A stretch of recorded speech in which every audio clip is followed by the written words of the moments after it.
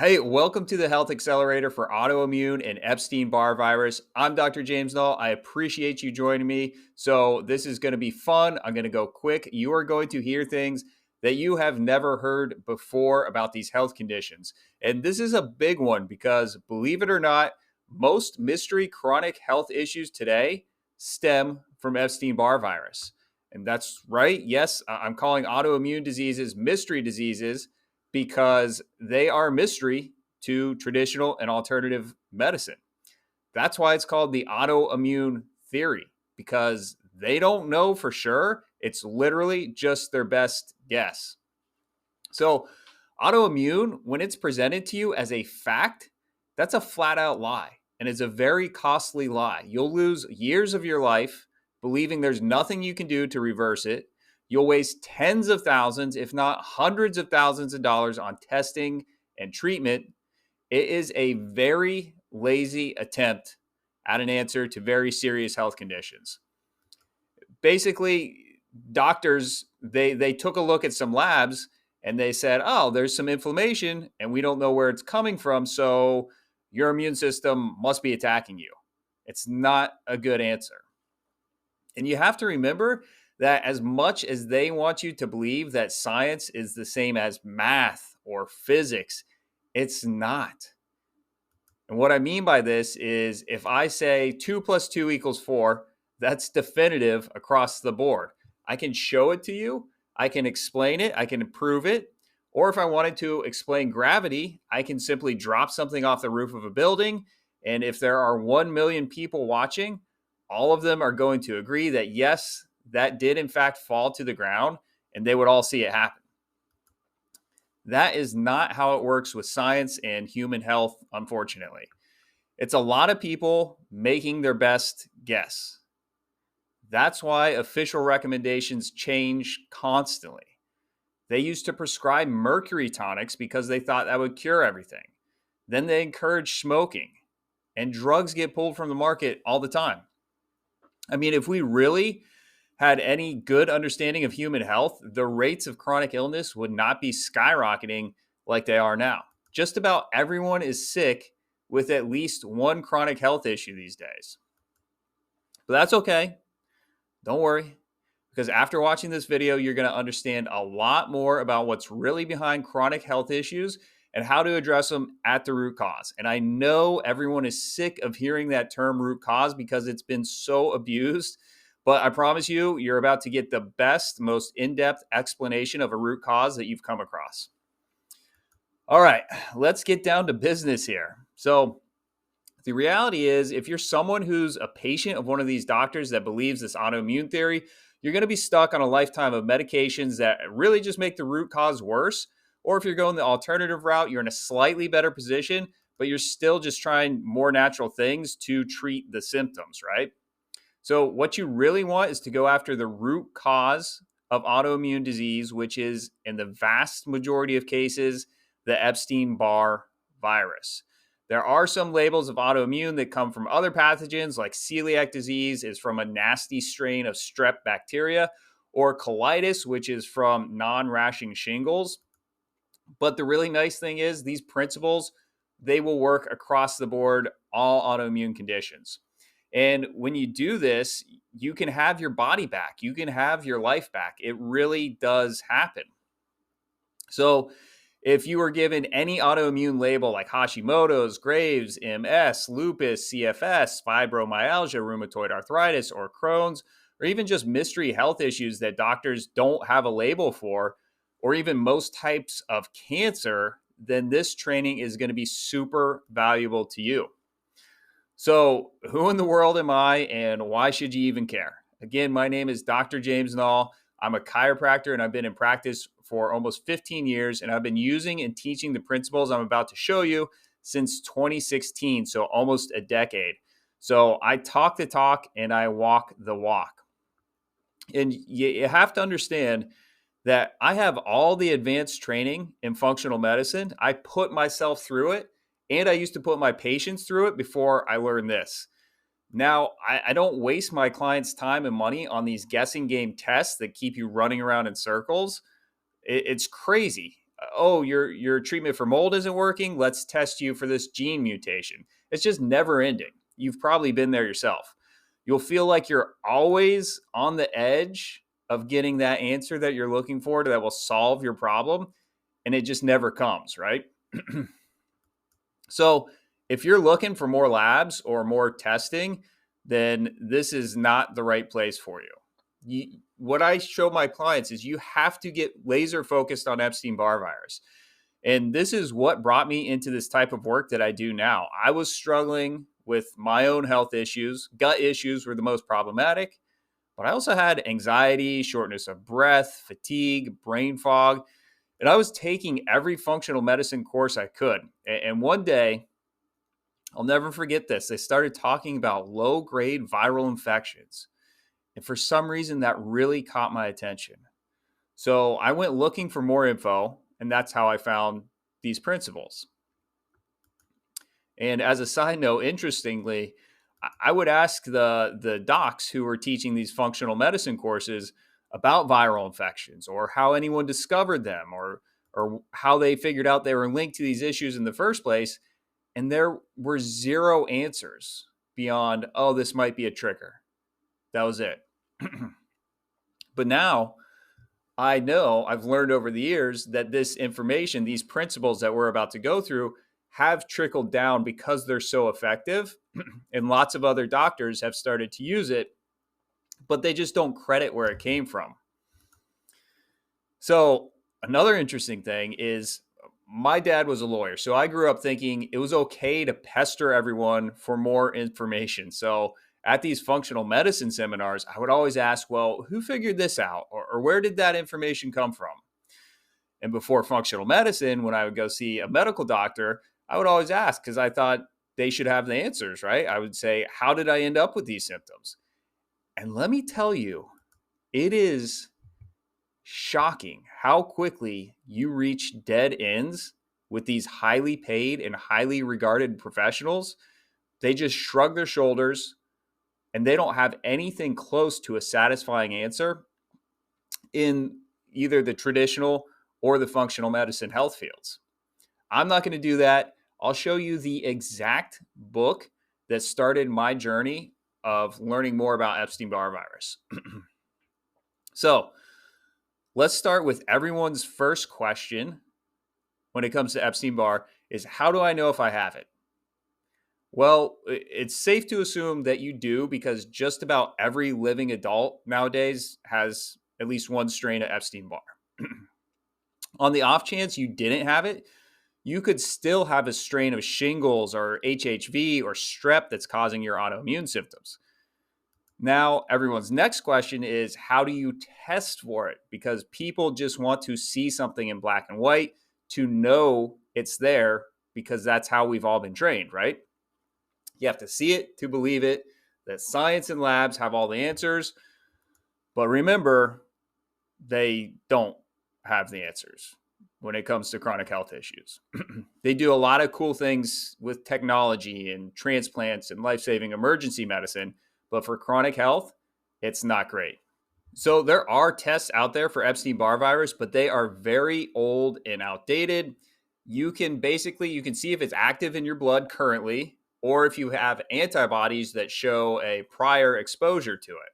Now, most people are going to have the antibodies, but because the tests can't keep up with all the different strains of Epstein-Barr virus, it might not show up on that. So to really get confirmation, they would have to biopsy your thyroid or your liver or reproductive organs or nervous system and know what they're looking for. And that's not going to happen anytime soon. So this is why functional tests are so huge. People want to be able to point to something on paper from a test to blame this all on. And it's understandable. But you'll end up spending thousands of dollars on mold tests, Lyme tests, food sensitivity tests, genetic tests, hormone testing, you name it. And I'm going to tell you from experience, this is a total waste of time and money. You do not need to do that. I've been there, done that, and I can confidently tell you they are all 100% unnecessary if your goal is simply to heal. this brings us to our third question of how did I get Epstein-Barr virus? So let me share my screen here. Okay, so there are a few ways. Number one, you can have it passed down from your parents. This is why people think these conditions are genetic, by the way, because families pass down the same strains of viruses that do very similar things. Number two, you can pick this up from sexual relationships or just kissing or from anything entering the body, even like a medical treatment. That could do it. Or it could happen totally randomly, like a chef cuts their finger and a tiny speck of blood lands on your food. So there are lots of different ways that this can happen. Here's where it gets tricky. Epstein-Barr is a herpetic virus, which means they don't immediately attack like a respiratory virus like the flu does. So when you're born with Epstein-Barr or you get it later, it can lie dormant in your bloodstream and not cause any problems for years or decades. And this is called stage 1. So it can just hang out for quite a while until the perfect situation in your body presents itself for Epstein-Barr to really become more active and show itself. And that perfect situation is when your immune system is lowered. So it could be when you're staying up late and drinking all the time in college. It could be when you go through a stressful event like a divorce or someone close to you dies.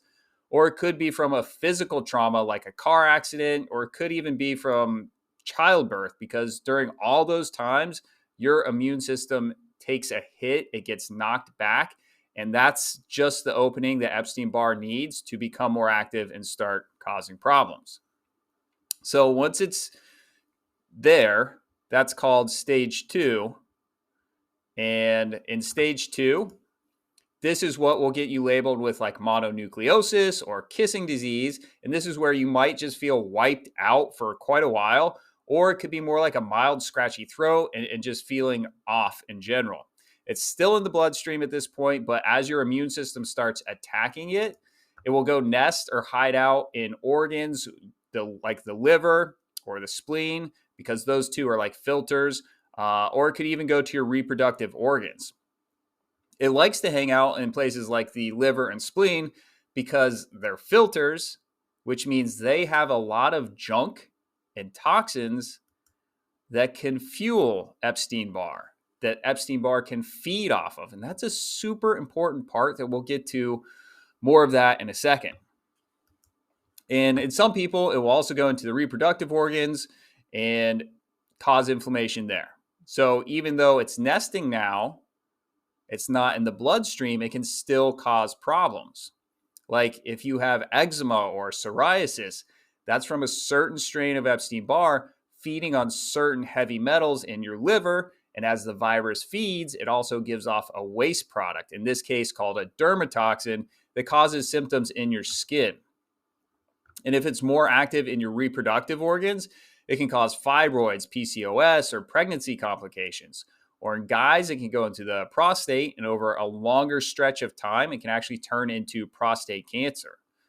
That's right. Most cancers are from a certain strain of Epstein-Barr that have a lot of carcinogens like mercury in the body that they can feed on. So that's stage 2. Then, usually on average, about 4 to 5 years later, it will move into stage 3, where it will take over your thyroid. It will attack, it will burrow into your thyroid.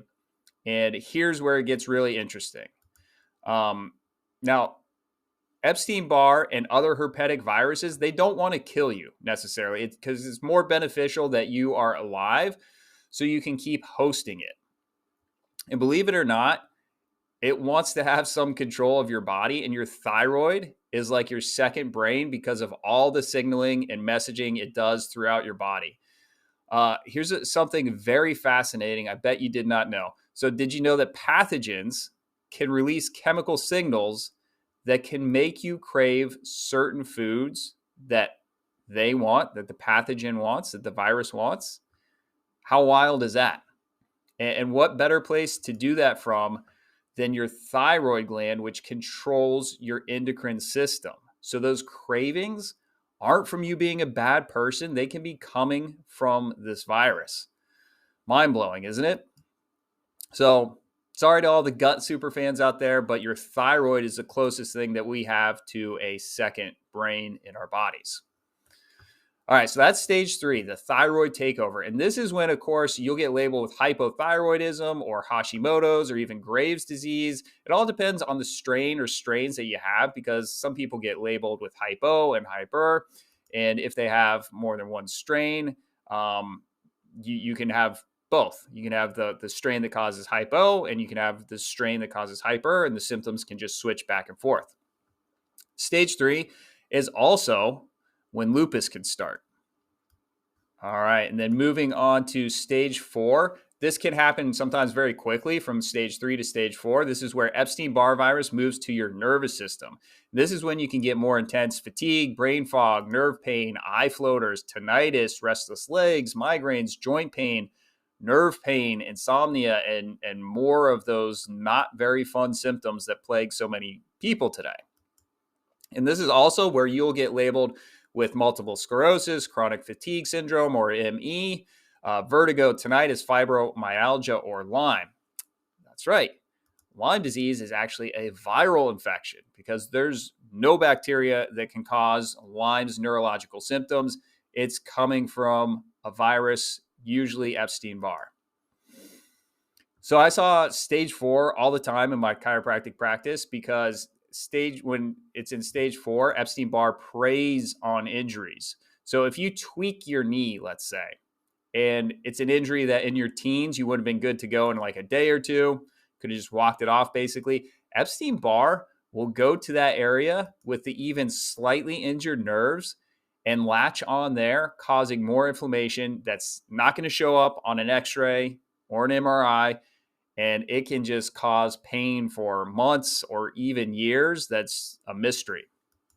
The fourth and final question everyone has is, what in the world do I do about it? What am I supposed to do about this? Because it can sound kind of hopeless, right? But before I go into this part, I'm going to give you a quick background on my relationship with food. Because growing up, I drank milk with dinner every single night. I had Southern fried chicken, mashed potatoes and gravy, and fried okra every Sunday. My Mimi could cook. It was delicious. You know, we were like everyone else. I ate fast food. I enjoyed everything that the typical person does, like bacon cheeseburgers and pizza and ice cream. If I didn't grow up in Orange Grove country like I did, I probably would never have eaten much fruit at all. So thank God for that. It just, growing up, I never bought into the idea that food could play any significant role in your health, maybe until you were a lot older and then you had to watch out for that stuff. Plus, I was never overweight. So I took that as a sign that I could eat whatever. And so I say all that to say that changing my food was a last resort. Only when I had tried everything else and nothing worked. I truly wish there was a way to get results like this without cutting out some of my favorite foods, but I can tell you from experience that this will work. You will be able to make it work, and it's incredibly worth it. Here's one of the huge points of this is that viruses eat. They are alive, and like everything that's alive, they have to have a food source. In the last 100 years or so, they've adapted and even been manipulated to use some of our staple foods as fuel sources. That's right. Did you know that viruses can be manipulated? If you weren't aware, the events of the last several years, the world events, that should give you some type of glimpse into that world, because it does happen, and it's been happening for a long time. So viruses can feed on foods like eggs, all dairy, all gluten. And anytime that a living organism eats, it is also going to produce a waste product, just like we pee and poop, right? Well, the waste product from Epstein-Barr virus is highly toxic. It's toxic to your nerves, and if enough builds up, you can even become allergic to. That's actually what lupus is, just an allergic reaction to viral waste product. So that waste product builds up in your liver, and it can overflow into your lymphatic system and irritate your nerves anywhere in the body. It could be your vagus nerves, sciatica, cranial nerves, anywhere. And when a virus has fuel sources, it's more active. When it's active, your immune system gets right to work doing the only thing it knows how to do, which is to protect you from that foreign invader, from that Epstein-Barr virus with everything it's got. That's your inflammation.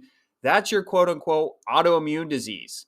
Your body's working perfectly. Your immune system's doing exactly what it's meant to do. The problem is your body has a foreign invader. You are not faulty. The problem is the virus, not you.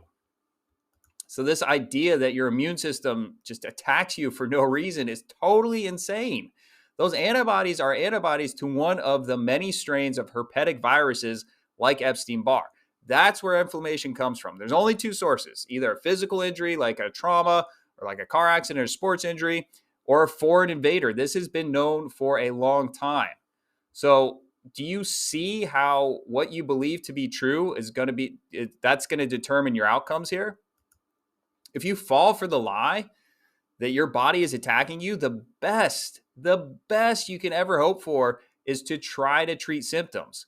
And that usually doesn't even work well. So you're going to be stuck. It's a life sentence of medications or even natural treatments that just try to make you feel a little less bad. That's it. That's the best you can hope for. That mindset will also create an underlying fear or anger at your own body. You think your body is faulty, that it betrayed you somehow. And believe it or not, that mind-body connection is very real. And if you're at odds with your body, it makes healing a lot more difficult. It doesn't have to be that way. If you look at your condition from the perspective of, I have a viral infection and there's a ton I can do about it, then the sky is the limit with your healing. How much do you want to heal?